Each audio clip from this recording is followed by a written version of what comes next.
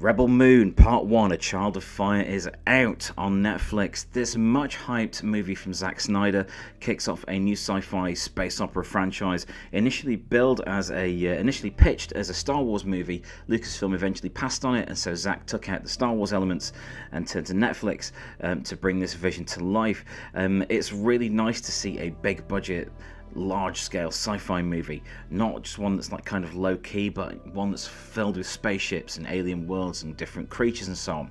That said, this is very much a Zack Snyder film, and if you know Zack Snyder's previous work like Sucker Punch, or what he did with Justice League and so on, you'll know the sort of thing I'm getting at there. So there's a lot of slow-mo, there's some really great visuals, there's characters that are not very well fleshed out for the most part, apart from the lead played by Sofia Boutella, which is great. She's a great character, she's got really great presence. You can really feel this character is in the moment, and I really enjoyed her performance. Also some really good turns from Charlie Hunnam and Ray Fisher amongst others. Great, beautiful voice acting work from Sir Anthony Hopkins.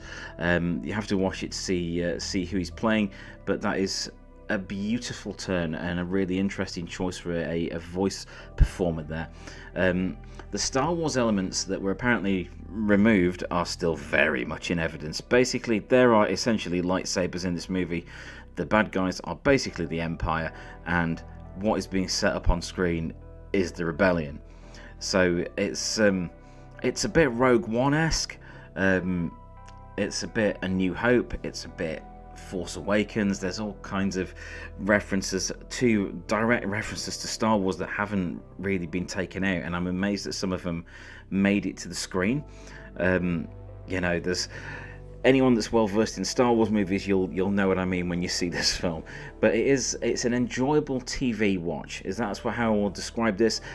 As cinematic and as epic as it gets with all the battles and everything, it does work on TV better than I think it would work on the big screen. I think it would come under a lot more scrutiny if this had a cinema release.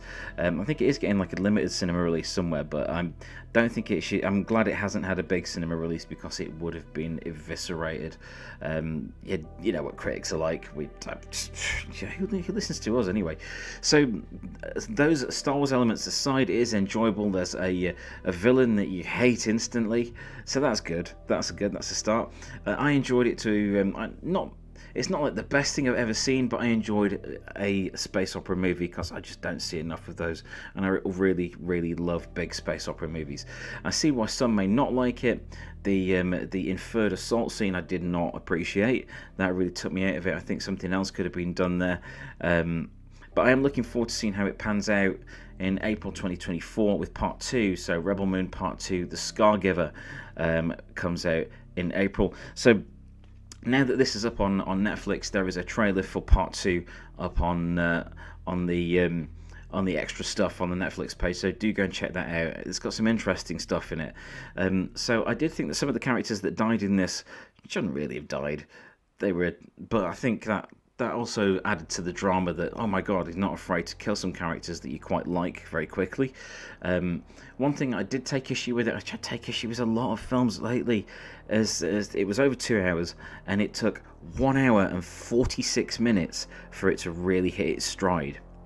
And that doesn't leave a great deal at the end. I know there was world building going on, and there's character building going on, and you were setting up all the stuff that needed to take place. But it took a long time getting there. That said, Rebel Moon Part 1, A Child of Fire, it's worth a watch if there's nothing else on your watch list that takes you fancy. I am looking forward to seeing what comes with the second part. I hope there's a little less slow motion in that one. Oh yeah, something that really stuck out in this movie, that really, really stuck out. It has an exquisite score. I loved the music in this film. It was really stirring. There were some nods to John Williams, some nods to like Howard Shore, but it was just really invigorating and exhilarating, I think that's the word I'm after, sort of score. So yeah, Rebel Moon Part 1, give it a chance, give it a watch if you're into some sci-fi space opera with lots of lasers and lots of quite blatant nods to Star Wars. Thanks for watching.